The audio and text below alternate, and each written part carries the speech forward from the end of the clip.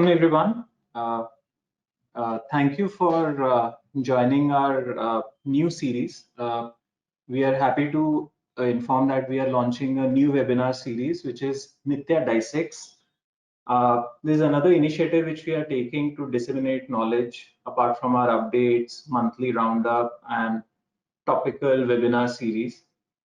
So the purpose of this series is that many times important rulings come, and the purpose is to give an update on that in a capsule form as to what was the law about, what the ruling has held, what is our take on that, and lastly and most importantly, what we suggest as a way forward.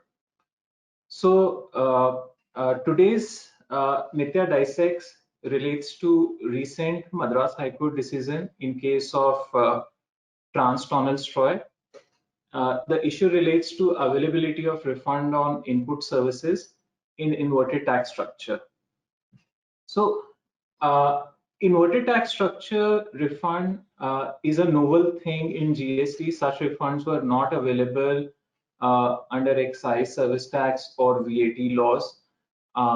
The issue becomes further important because in GST we have multiple slabs from 5 to 28%. So there are many situations where inputs attract higher rate of GST vis-a-vis output. Unfortunately, the government has not come out with a refund scheme with the open frame of mind. There are a number of restrictions, disputes, etc., and this is one of them. Starting with our webinar, we'll be covering legal provisions, two contrary rulings on the topic, our take and way forward. And thereafter, we'll take live question and answers if any one of you have. Starting with the legal provisions, we have section 54, subsection 3, which deals with refund in inverted tax structure situation. The provision reads as follows. A registered person can claim refund of any unutilized input tax credit. So importantly, the refund is available of any unutilized input tax credit. If we trace the definition of input tax credit to the GST law, it covers credit of all goods and services, namely inputs, input services, and capital goods. So the most important aspect in the present context is that the definition of input tax credit is wide enough to cover all sorts of goods and services, and the substantive provision allows refund of any sort of input tax credit. Going further, there is a proviso which says that no refund of unutilized input tax credit shall be allowed in cases other than. We can read this proviso in a simple way, that refund of unutilized ITC shall be allowed in following cases. So in our view, even the word cases has significance because cases indicates the situations or scenarios in which such refund will be available. First is zero rated supply, not relevant in present context. Second case, second situation, second scenario is where credit has accumulated on account of rate of tax on inputs being higher than rate of tax on output. In other words, in the situation where rate of tax on inputs is higher than rate of tax on output, then the refund of unutilized ITC is available. Moving ahead, we have Rule 89 dealing with form and manner of filing refund. For inverted tax structure, the refund of input tax credit is given as per the following formula. In the numerator, we have turnover into net ITC divided by adjusted total turnover minus tax payable on supply of goods and services. Now, how net ITC is defined? Net ITC is defined as input tax credit availed on inputs.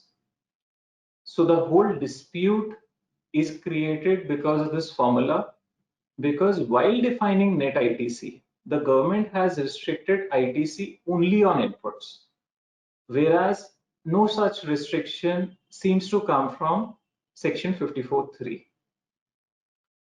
Now let's see how the courts have dealt with this. Firstly, VKC footsteps, Gujarat High Court judgment, which came a few months back. So the issue was whether Rule 89.5 is ultra vires section 54. So the issue arose again in context of refund on input services. Is Rule 89.5 traveling beyond the scope of section 54 when it restricts refund to inputs only? The court held that section 54 does not bar refund on input services. It allows refund of any unutilized input tax credit. To that extent, Rule 89.5 cannot be restricted to input only. Basis that, the court held that Rule 89.5 is ultra vires section 54(3) and allowed refund on input services. Now coming to Transtanola Troy, a recent Madras High Court judgment. So what were the arguments placed by the petitioners? The arguments were that when section 54(3) talks about the word inputs, it has to be read contextually to cover input services and capital goods as well. The petitioners also argued that this provision violates Article 14 of Constitution of India to the extent that it grants refund only on inputs, not on input services, etc. Input tax credit is a vested right. The proviso to section 54(3) only stipulates eligibility conditions, or in other words, situations or scenarios in which credit is available. Basis that, the petitioners again argued that Rule 89.5 is ultra vires section 54(3). So in essence, the dispute was identical as VKC footwear. The petitioners also relied on VKC footwear judgment. Unfortunately, court rejected all these arguments and held that refund on input services is not available. The court took following reasonings. They said that we need to resort to statutory definition of input, which does not cover input services and capital goods. The court further held that distinction between goods and services under section 54(3) is valid and non-arbitrary. Court further ruled that right of refund is statutory and can only be availed as per the law. The court held that section 54(3) curtails entitlement of credit, entitlement of refund as well.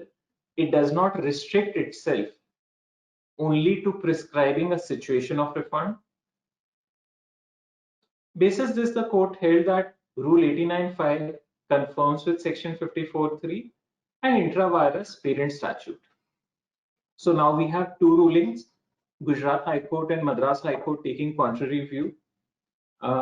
Importantly, that even Gujarat High Court judgment in case of VKC footwears has not yet been challenged before Supreme Court, but yes, it may be a matter of time only. So what is our take on these rulings? So in our view, the Gujarat High Court ruling laid down the correct proposition, and to that extent, the ruling of Madras High Court is incorrect. And why do we believe so? Firstly, in our view, the whole scheme of section 54(3) is that in the opening part, when it says refund of any unutilized ITC, it sets out the quantum of refund where there is no restriction in any manner. The proviso only sets out the scenarios in which refund is available. So if I have a scenario where my output attracts tax lower than input, then I'm eligible for refund. No further question should be asked from me. In our view, the proviso is supplementing the main provision. It does not curtail the benefit because it provides or lists out the scenarios only. One more point which is pertinent to note is that in the proviso, when it says that rate of tax on input is greater than output supplies, uh, surprisingly, the expression output supplies is not defined under GST law. So to that extent, in our view, if the word output supplies is not defined, and if output is considered as any output of a business entity, be it goods or services, in that context, even the definition of input should confine as any procurement which the business is doing for making those output supplies. And to that extent, our reasoning is supported by even Section 2 of CGST Act, which says that these are the definitions unless the context otherwise requires. In our view, this is a perfect scenario where the context otherwise requires, because the same sentence is referring to an output supply, which is a definition not, which is an expression not defined under GST law. So to that extent, in our view, Gujarat High Court rightly held that Rule 89 is marked by excessive delegation. In our view, even Section 164 of CGST Act cannot fill this legislative void, because Section 164 says that the government can make rules for the purposes of this act. So when Section 54(3) does not have any restriction for input services, to that extent, the rule-making power cannot transfers beyond that. In any case, it is settled legal position that if the provisions which grant vested right to a taxpayer are ambiguous, those should be read in favor of taxpayer. In our view, the intelligible differentia for granting refund only on inputs and not on input services violates Article 14 as well. And yes, now because we have contrary High Court rulings, the Supreme Court will eventually decide the fate of the matter. Coming to way forward, in our view, the taxpayer should continue to file refund claims to keep the issue alive. They should challenge denial of refund claim on input services before high courts. The taxpayer should also consider analyzing and restructuring their procurement of goods and services as to whether certain procurements can be structured as composite supply, etc. or not.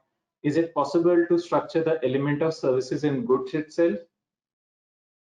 And lastly, the taxpayer should also see, is there a possibility of reducing GST on input services procured by the taxpayers? So say, for example, a GTA.